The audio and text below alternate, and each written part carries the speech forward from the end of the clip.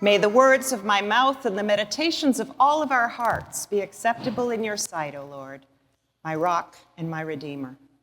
Amen. Now, as you get settled, I'm going to ask for Duffy's assistance with a holy liturgical embellishment of the day. Is that right? That looks right. Okay. I think no. Thank you. Thank you. We did decide we were going to wear Easter hats today. So after the Sabbath, as the first day of the week was dawning, we're talking about Sunday, because remember, the Sabbath, sundown from Friday, sundown Saturday. This is Sunday morning, today. After the Sabbath, Mary Magdalene and the other Mary went to see the tomb. The women arrive at the tomb, discover it's empty, and the world has changed forever. So why did the women discover that Jesus rose from the dead? It's like that in each of the four Gospels, with the women carrying the news of the empty tomb back to the 11 remaining disciples. And the disciples, for their part, respond in various levels of disbelief and even disregard. Homiletics professor Tom Long identifies the women's astonishing Easter morning announcement as the first Christian sermon ever preached. This Easter news is really the starting point of all Christian preaching. And I have to say that the disciples' response is not very reassuring to a preacher, particularly to a woman preacher, particularly to me. Did the disciples leap to their feet with the women's news that the tomb was empty? Did they shout "Alleluia" and run as fast as they could to Joseph of Arimathea's rock-cut tomb to see where Jesus had been laid? They did not, of course, except in Luke's account for Peter, who's always willing to go all in for the gospel, even if he looks a little foolish doing it. Luke's gospel also gives us the disciples' dismissal of the good news, and while English translations vary, the theme is consistent. The women's good news seemed to them an idle tale, empty talk, a silly story, a foolish yarn, utter nonsense, sheer humbug, depending on the translation and the time. So why is the first Christian sermon ever so easily dismissed? Even by the disciples, Jesus' closest friends and followers, whom you'd think would be overjoyed to hear it. Do you want to ride with me, buddy? I'll come get you. I've got a hip you can sit on. That's a possibility that it's sexism, but I think that's way too simple an answer. I think that the women have definitely been identified and set apart, but for reasons much more nuanced and subtle than any gender issues. First, preparing bodies for burial in many times and culture is tender, loving, motherly, and achingly sad work. Even more difficult after witnessing the loved one's execution. So especially in that time and at that place, the women would have been the expected actors in the scene. Also, there's just something that is really important and connected about women's role in building faith and teaching faith, the role that women are given as the first preachers of the good news in each of the four Gospels. In her excellent book, Band of Angels, Harvard scholar, New Testament scholar Kate Cooper thinks beyond gender to the almost universal role of women, specifically and particularly in the first few centuries of the Common Era. Women shaped community, they shaped culture, they shaped belief, they shaped civilization itself by rearing families, which included moral and ethical development and forming individual and community belief.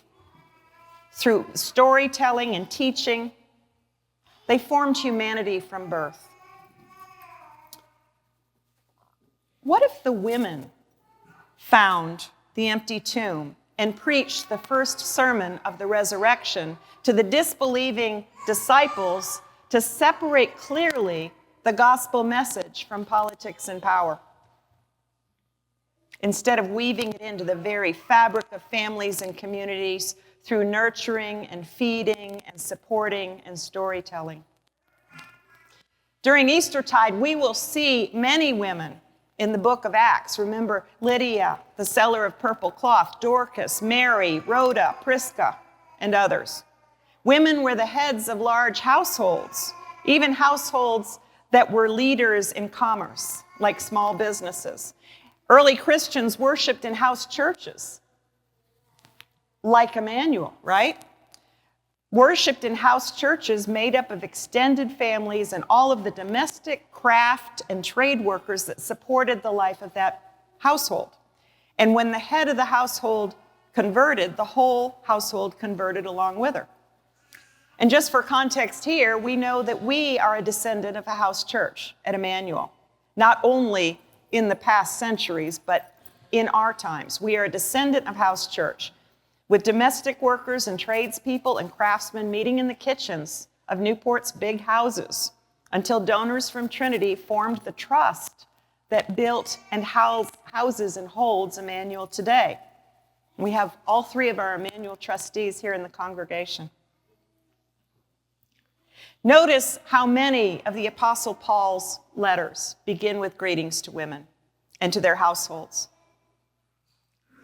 The gospel of love is a tender and powerful message, raised up from the grassroots in families, households, communities, and not legislated or enforced from the top down through empire. When the gospel message is co-opted by power, its essential nature changes. The Crusades, colonialism, wars, slavery are just a few examples of how Christianity is distorted when it's appropriated and deployed by power rather than held and nurtured in the bosom of the community. And while ancient Jewish texts prohibited accepting evidence from women because of the levity and temerity of their sex, I think that there's more to the disciples' dismissal of the women's news of the empty tomb than either gender discrimination or the separation of Jesus' gospel of love from politics and power. Isn't that just how many of us respond? We don't listen, we disregard, we try to tame, domesticate, tamp down, rationalize the news because the resurrection is a really bold claim. And taking it seriously, that's risky business.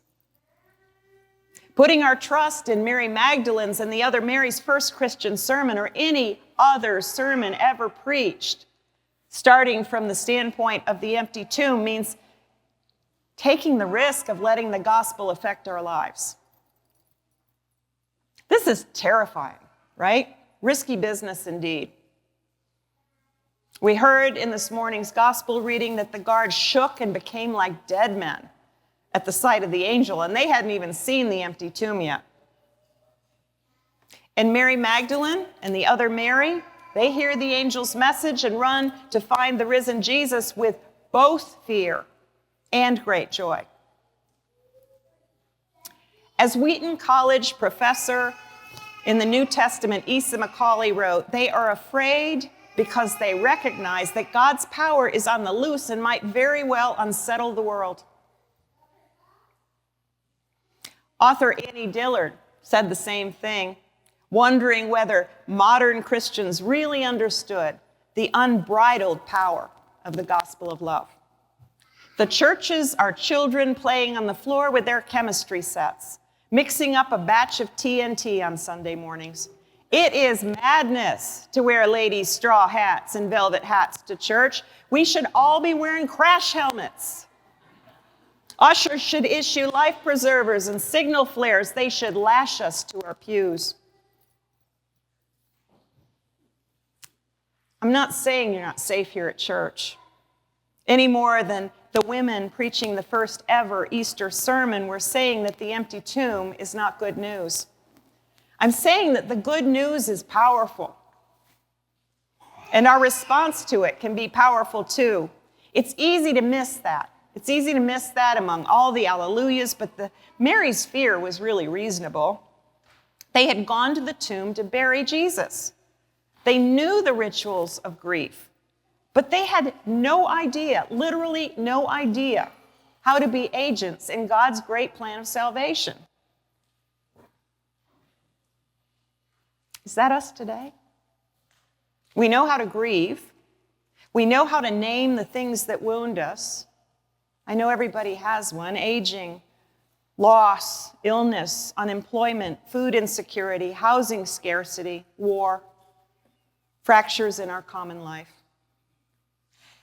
But to partner with the living God in reconciling us to one another, to the stranger, to our political life, and even to those who disagree with us, that is another matter.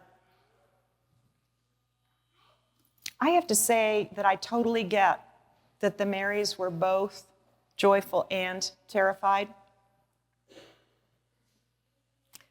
What if, what if we leave here today like we've just heard the women's Easter sermon for the first time?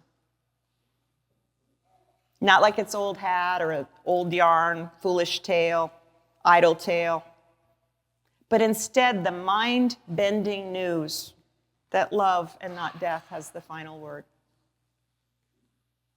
What if we leave here today in fear and great joy after a lovely coffee hour, and don't forget the Easter hunt?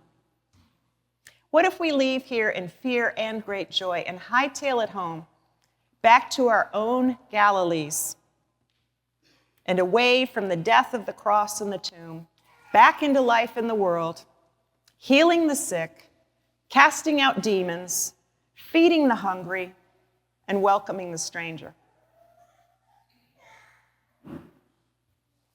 Alleluia and amen.